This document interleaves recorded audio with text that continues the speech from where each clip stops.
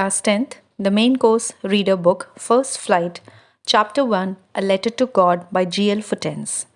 The author, Gregorio Lopez Y. Futens, is a Mexican novelist, poet, and journalist. His writings have played a very crucial role during the Mexican Revolution. He has a raw and rustic writing style where most of his short stories are based on the lives of people in Mexico during that period of time. The central character of the story is Lencho, who is a farmer, and the story revolves around a central theme of faith in God and how Lencho commits to his faith. So let's get started with the story. Lencho lives in a solitary house on the top of the mountain, and his is the only house in that entire valley, and he stays there with his family. He is a farmer and he grows corn.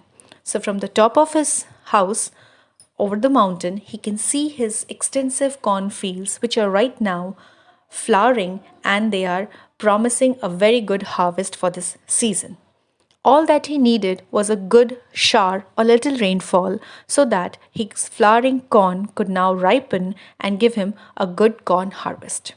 So, like a good farmer who knows the monsoon and the pattern of his crops, he was monitoring the northeast sky for the onset of monsoon clouds and rain.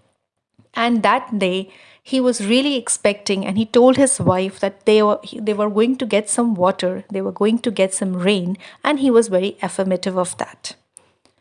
So he retired peacefully for the night, and as Lenko had predicted, the rain clouds from the north start emerging and bring a drizzle of rain which starts falling on Lenko's field. Lenko was very happy to see the rain. Lenko was a happy man that night and he comes out to check out the rain.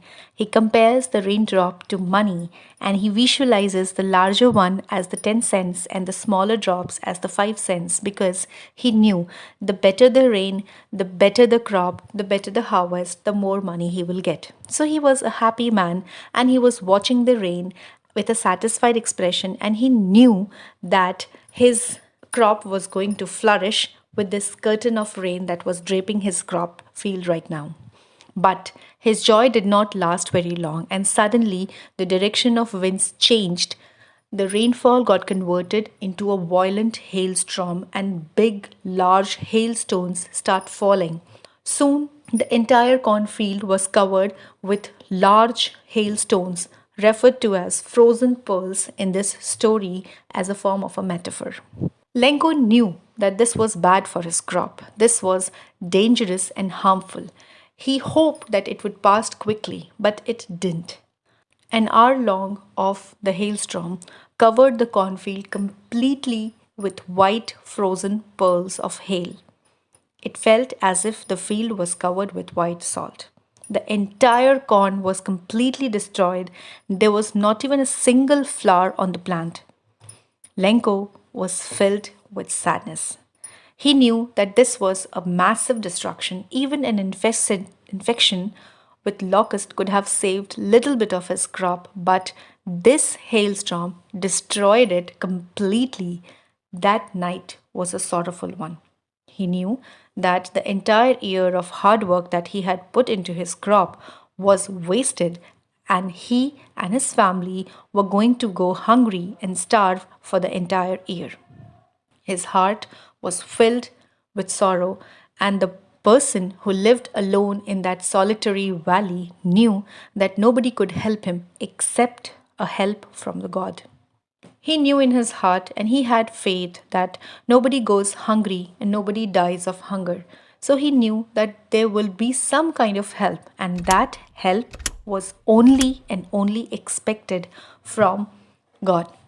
Lenko trusted his faith and Lenko trusted his God. He knew that God knew everything. God knew how much effort he had put into his corn. God knew how well his fields were flowering.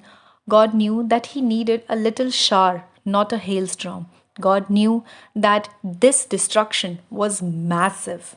God knew that now the family will have nothing to eat and they are going to starve. And God knew that Lenko knew It was the only help that he could have, and God was the only helping hand. God also knew of the faith he had in him. God also knew that deep in his conscience, he knew that it was only the help of God that could save him from this disaster. Lenko was a hard-working man, but he could still read and write. So, the following Sunday, he decided to write a letter. He sat down and he started writing a letter, and that was a letter to God. He wrote about the destruction of the crop, the hailstorm, and how his family was going to suffer with hunger and starvation, and he asked for help. And that help was a help of 100 pesos. The pesos is the currency of Mexico, and he asked for 100 pesos to take care of his family and their needs for the entire year. He completes the letter, folds it up, puts it in an envelope, and titles it To God. Goes to the nearest post office, puts it a stamp, and drops the letter in the mailbox. Such was his faith that he actually believed that this postal system could, reach his letter to God. So one of the employee who was standing there, he noticed Lenko dropping the letter inside the mailbox. Out of his job, he opened the mailbox to collect the mail and he found this letter that was written by Lenko and it was titled To God. He was bewildered to see this letter and he decided to take this letter to the postmaster. The postmaster was even more surprised to see the letter, and he was more surprised to realize what faith this man would have had to start this communication with God Himself. So he came up with an idea. He decided to answer this letter on behalf of God to Lenko. So he opened the letter and he tried reading what he wanted and what was his trouble. The moment the postmaster opened the letter and read it, he knew just goodwill, ink, and paper was not going to make this help come through because what Lenko had asked for was a big amount.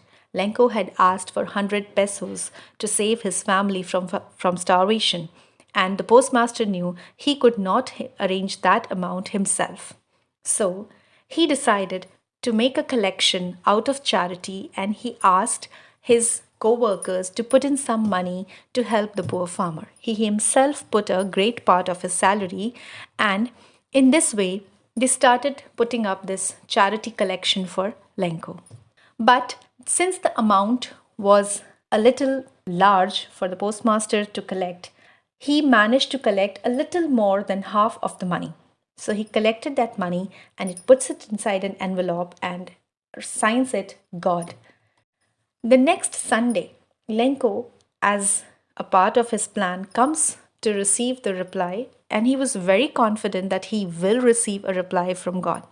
So postman immediately hands that letter which contained the charity money to Lenko. Lenko was very confident that he was receiving the right thing, something that he deserved. So he was not a teeny tiny bit surprised that he actually received a reply from somewhere. And he confidently collects that letter. He was very happy and he goes and opens the letter and checks it. But his expression changes the moment he checks the money and the contents of the envelope. His expression changes, and he was very sure that God could not have made such a mistake. He could not have denied the request that Lenko had made of 100 pesos.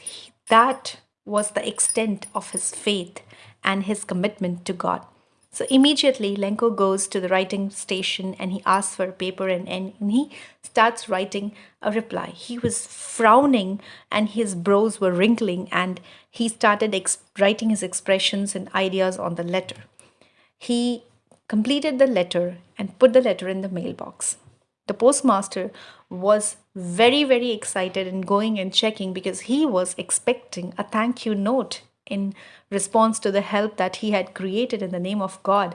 But he opens the letter just to read that of the money that had asked for, only 70 pesos reached me. Send me the rest since I need the entire amount. And he says that do not send this money through post office. Send it to me directly because the people at the post office are a bunch of crooks. Signed, Lenko. So actually, since Lenko was very confident that he had asked for 100 pesos and he was going to receive 100 pesos, he was glad to find a replying letter, but he did not trust that God could have sent him a lesser amount, a negotiating amount, and he felt that the people at the post office had stolen some part of his money, the 30 pesos that was less, and so he asked God to send him the remaining amount of 30 pesos and sent to him directly because he did not trust the post office people anymore. So that was the story, and this is an ironical story. So let's understand what is irony first. You can see there is a signboard there which says no birds, and there is a bird sitting right on the top of it. That is irony. So Lenko asked for 100 pesos, but what he got was 70 pesos. And Lenko holds the post office employees responsible for this. But on the contrary, the reality is that the post office people actually contributed the money as an act of charity to help Lenko, the poor farmer. But Lenko goes on to blame the post office himself.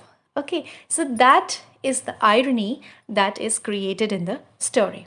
So, irony is a figure of speech where a person delivering the ironic statement says something which is completely opposite of what the reality is.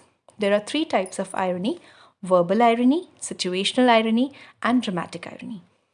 The picture on the screen shows what is verbal irony. It is like a sarcasm. When you say, it's a bad weather, it's raining, it's pouring, and you're drenched, and you say, wow, what a good weather. It is something that you're saying in a mocking way. Dramatic irony, where the third party, the viewing audience, knows the actual reality, but the person in the scene is completely unaware of what is going to happen. Like, there is a shark which is going to invade the person on the boat, but he is completely unaware of the situation. The third is situational irony, where an event or is mocking or making fun of a given circumstance. Something else altogether unexpected happens and it changes the situation in which the person is. That is, you can see nothing is written on the stone, but that content itself is written on the stone. So, in this way, Futens has proposed a very good example of irony where the farmer Lenko projects a situation where he blames the people who actually helped him of being the culprits of fraud.